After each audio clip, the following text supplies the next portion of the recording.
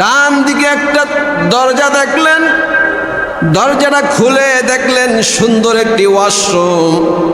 ওয়াশরুমের মধ্যে পানি আছে, সাবান আছে, তাওয়াল আছে। তিনি গোসল করলেন, দীর্ঘ সময় লাগিয়ে তিনি ঠান্ডা হলেন, গোসল করলেন। এরপরে দেখতে পেলেন বাম পাশে সুন্দর কাপড় আছে, কাপড় চোপড় আছে।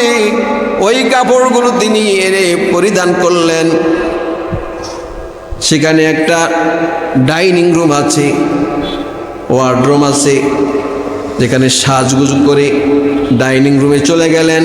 দেখলেন টেবিলের মধ্যে সুন্দর করে খাবার রাখা আছে, কত রকম খাবার।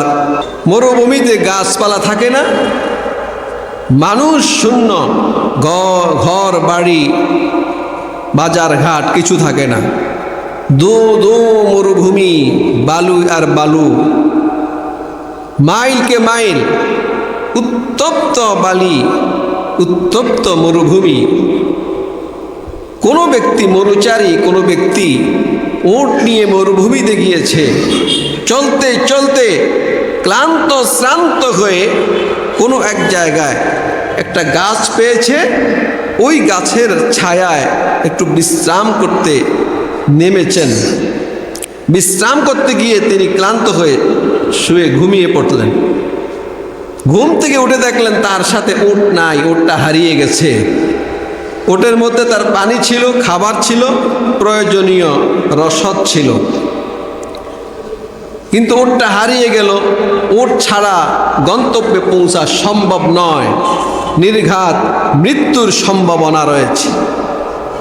এই উত্তপ্ত মরুভূমি পায়ে হেঁটে পার হওয়া সম্ভব না, পানি নাই, কিছু নাই। ক্লান্ত শ্রান্ত নিরাশ মনে হাঁটছে মরুভূমি দিয়ে, উত্তপ্ত বালি মারিয়ে। কিছু দূর চলার পর আরো বেশি ক্লান্ত হয়ে পড়ল, প্রচণ্ড পিপাসা, ক্ষুধা আর হতাশা, নিরাশা।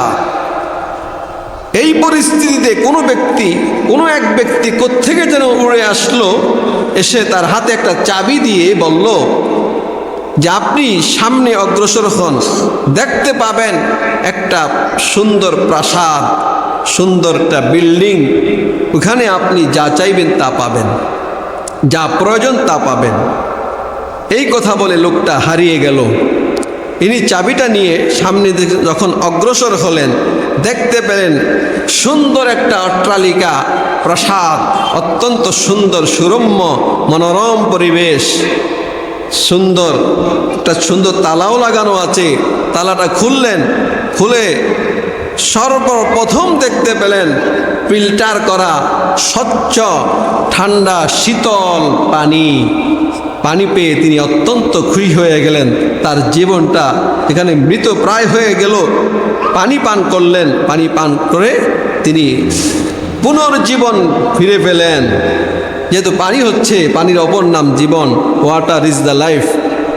পানি পান করে তিনি অজান্তেই একটা শুকরিয়া এসে গেল, কৃতজ্ঞতা এসে গেল। কি কৃতজ্ঞতা? যিনি এই পানিটা রাখলেন তার প্রতি একটা ভালোবাসা জন্মিয়ে গেল। এই ভালোবাসা জন্মানোটা এটা কি স্বাভাবিক না? কি বলেন? বুঝেন নাই? নাকি কিতাব লাগবো, কোরআন লাগবো? কিচ্ছু দরকার নাই, অটোমেটিক ভালোবাসা জন্মাবে। তার এখন প্রেস হওয়া দরকার। ডান দিকে একটা দরজা দেখলেন, দরজাটা খুলে দেখলেন সুন্দর একটি ওয়াশরুম। ওয়াশরুমের মধ্যে পানি আছে, সাবান আছে, তাওয়াল আছে। তিনি গোসল করলেন, দীর্ঘ সময় লাগিয়ে তিনি ঠান্ডা হলেন, গোসল করলেন। এরপরে দেখতে পেলেন বাম পাশে সুন্দর কাপড় আছে, কাপড় চোপড় আছে। ওই কাপড়গুলো তিনি এনে পরিধান করলেন। সেখানে একটা ডাইনিং রুম আছে, ওয়ার্ডরুম আছে, যেখানে সাজগুজ করে ডাইনিং রুমে চলে গেলেন। দেখলেন টেবিলের মধ্যে সুন্দর করে খাবার রাখা আছে, কত রকম খাবার, চাহিদা মোতাবেক যা যা প্রয়োজন, যেভাবে দরকার ওইভাবেই খাবারগুলো রাখা আছে। খাবার খেলেন, এবার তার একটু বিশ্রামের প্রয়োজন। বিশ্রাম করার জন্য যখন তিনি মনের মধ্যে বাসনা জাগলো, দেখলেন সামনে আরেকটা রুম আছে, ওই রুমে চলে গেলেন। রুমটার দক্ষিণ পাশে জানালা খোলা, পুরোপুরি বাতাস আসছে, ঠান্ডা বাতাস, শীতল বাতাস, সুন্দর বেড আছে। ওই বেডের মধ্যে শুয়ে গেলেন।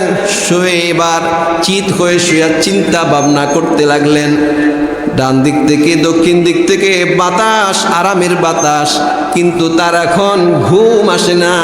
ঘুম আসার কথা, ঘুম আসে না। তার মধ্যে চিন্তা জাগ্রত হলো, যিনি আমাকে চাবি দিলেন তিনি কে? এই পানি রাখলেন তিনি কে? গোসলখানার ব্যবস্থা করলেন তিনি কে? কাপড় চোপড় রাখলেন তিনি কে? খাবার যে দিলেন তিনি কে? বিছানার ব্যবস্থা করলেন তিনি কে? বাতাসের ব্যবস্থা করলেন তিনি কে?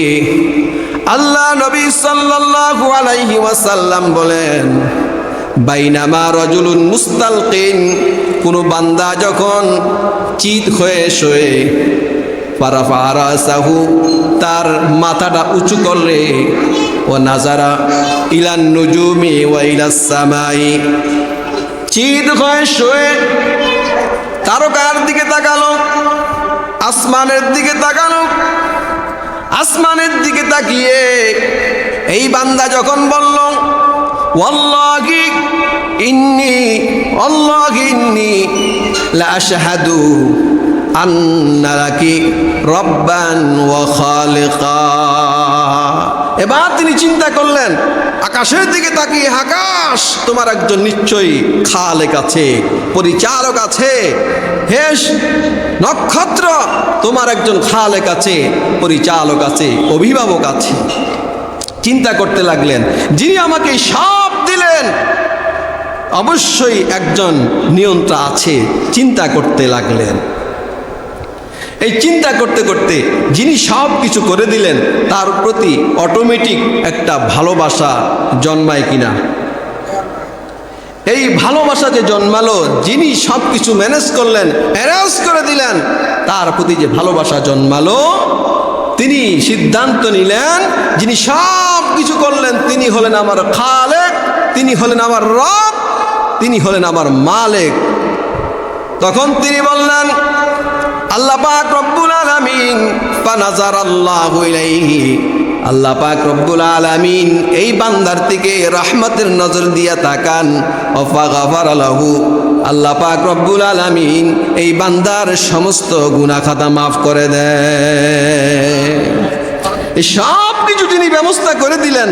প্রয়োজন মুহূর্তে তাকে পুনর্জীবন দান করলেন। তার অটোমেটিক ভালোবাসা জন্ম হয়ে গেল। এই যে ভালোবাসা জন্মালো রবের প্রতি, খালেকের প্রতি, এই ভালোবাসার নাম হলো ঈমান। এই ভালোবাসার নামই কি? ঈমান। এটাই হচ্ছে ঈমান।